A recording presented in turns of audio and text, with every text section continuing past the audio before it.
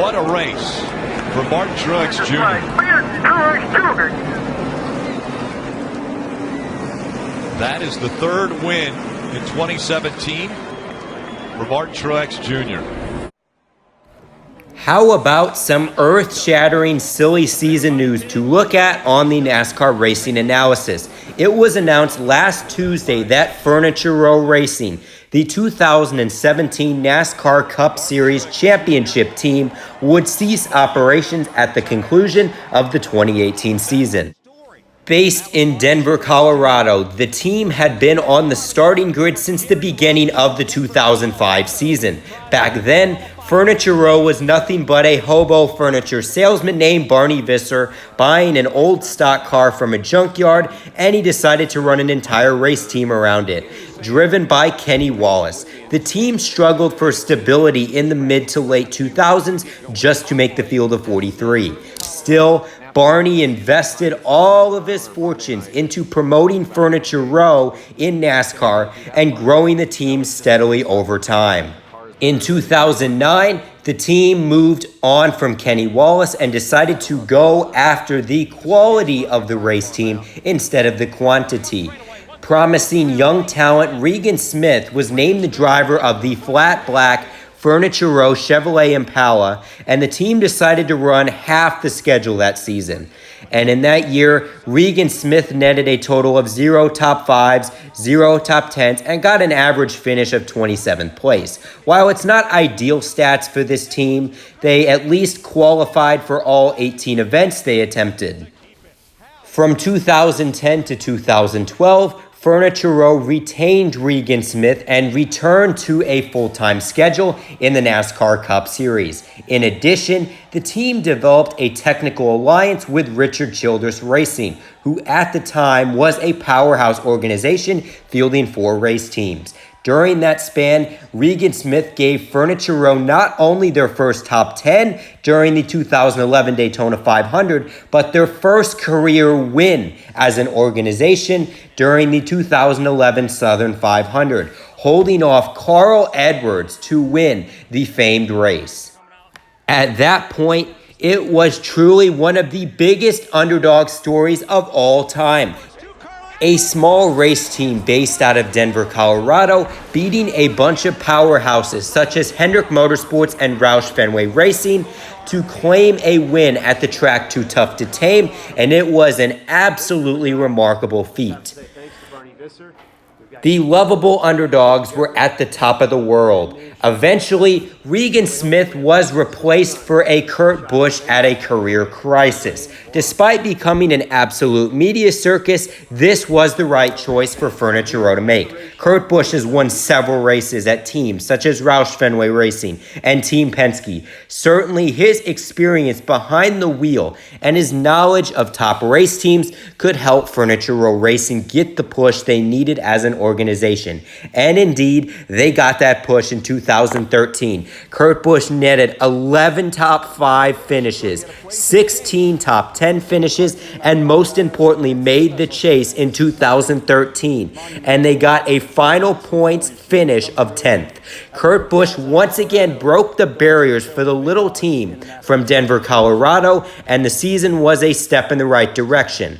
In 2014, however, Kurt Busch went to Stewart-Haas Racing and brought in a washed-up, underachieving driver named Martin Truex Jr. The guy had won 2 races in 8 full-time seasons, and it absolutely looked like the wrong decision to make. And in 2014, Martin Truex Jr. and company were absolutely horrendous. During the 2014 season, Martin Truex Jr. netted only 1 top 5, 5 top 10s, and had an average finish of 20th. Truly a huge step behind from the consistent mentality found in 2013, and this was certainly the low point in the relationship between MTJ and Furniture Row. In 2015, however, things were much different for the organization. MTJ was easily the comeback driver of the season, and his stats from 2014 were greatly improved. Under new crew chief Cole Pearn, he earned 8 top 5 finishes, 22 top 10 finishes, and an average finish of 12.2. And the most important thing of all, he got a win at the June Pocono race. In addition, it was announced in late October that the organization would create a technical alliance with Joe Gibbs Racing and switch to Toyota. This season was a huge step in the puzzle of creating a stable race team, as they also made the championship 4 in 2015, and they ultimately finished 4th in the point standings. And it ultimately helped them chase the goal of winning a Cup Series championship. 2016 was a rather competitive team for the organization, and they collected their first multiple win season in team history, and as well for Martin Truex Jr. They netted 4 wins, including a dominating performance at the Charlotte 600, 8 top 5s, 17 top 10s, but ultimately his season resulted in the casualties of a bad motor from Joe Gibbs Racing. After getting eliminated in the round of 12, this set a vengeance for the 78 team to push through in 2017. So with a brand new season, this was the prime year for Furniture Row Racing as an organization, not only in terms of accomplishments, but as a race team. Not only would Martin Truex Jr. drive the 78 Toyota Camry in 2017, but Eric Jones would bring 5-Hour Energy sponsorship to the team and race a brand new second entry for the team based in Colorado. During his rookie season, Eric Jones netted 5 top 5s, 13 top 10s, and had a strong outing at the 2017 Bristol Night Race, finishing second to Kurt Busch. He was also crowned the 2017 Sunoco Rookie of the Year. As for Martin Truex Jr. and Furniture Row, you guys all know the absolutely historic season MTJ put on last season. MTJ, the stage winner, managed to basically win every single stage last year, on top of 8 wins, 19 top 5s, 26 top 10s, an average finish of 9.4, 2,253 laps led, and most importantly, the 2017 NASCAR Cup Series championship.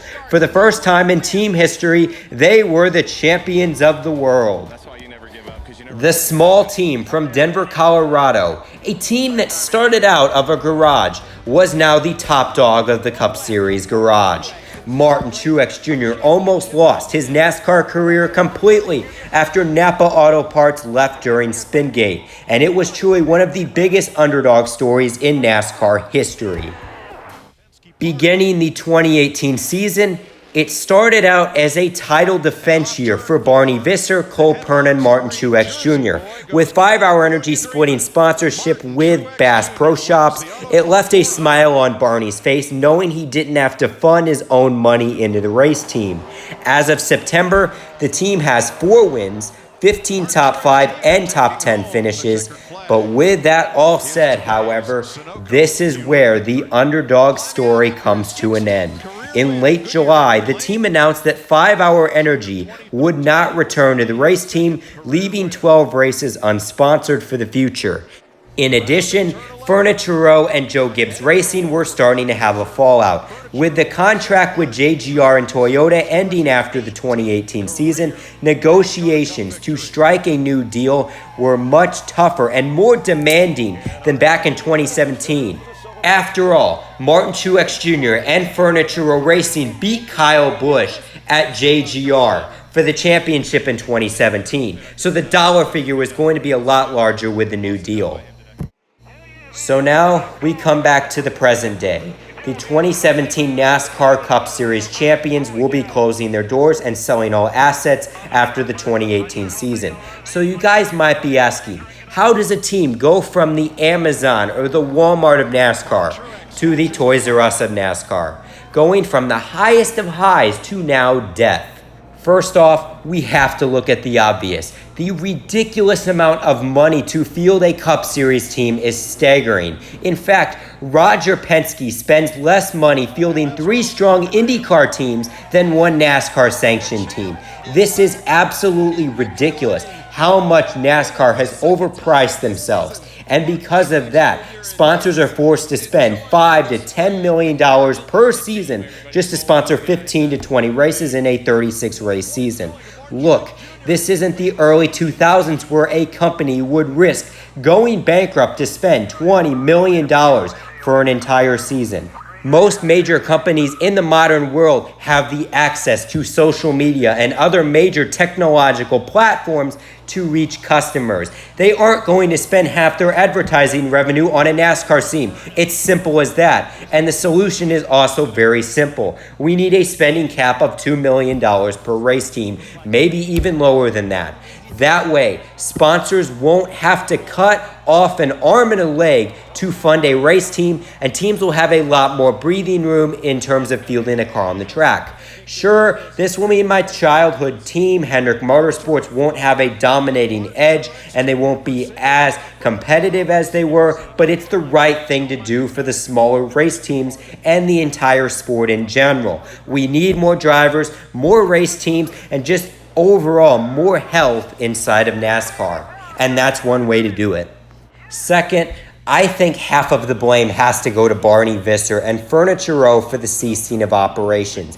While scrolling through Twitter, I came across a tweet from 2013. It turns out Barney Visser turned away potential sponsors who wanted to join the race team because he wanted Furniture Row on the race car when the team won.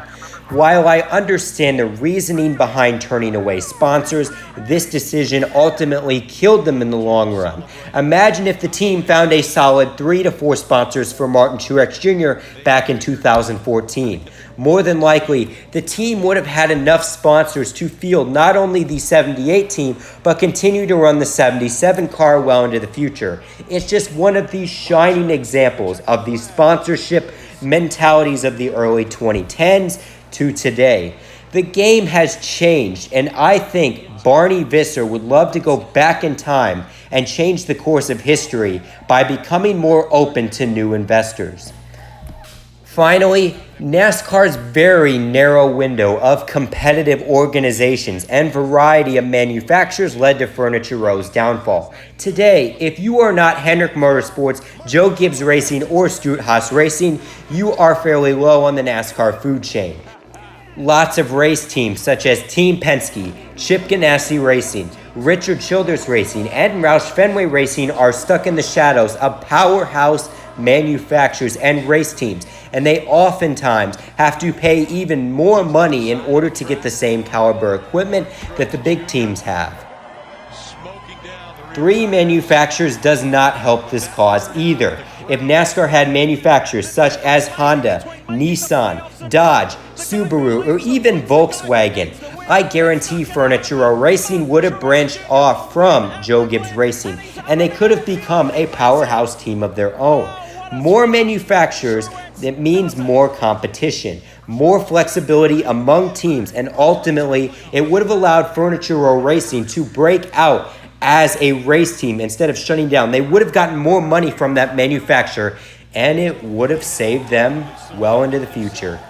So the bottom line, this is another dark day for the sport of NASCAR. The fact that the defending NASCAR Cup Series championship team is going out of business shows the flaws within the sport. Race teams are spending $8 figures just to field one Cup Series team, and sponsors in today's realm cannot afford even 10 races worth of sponsorship. If NASCAR wants to prosper as an organization, we need to stop reliving the glory days and cut spending drastically.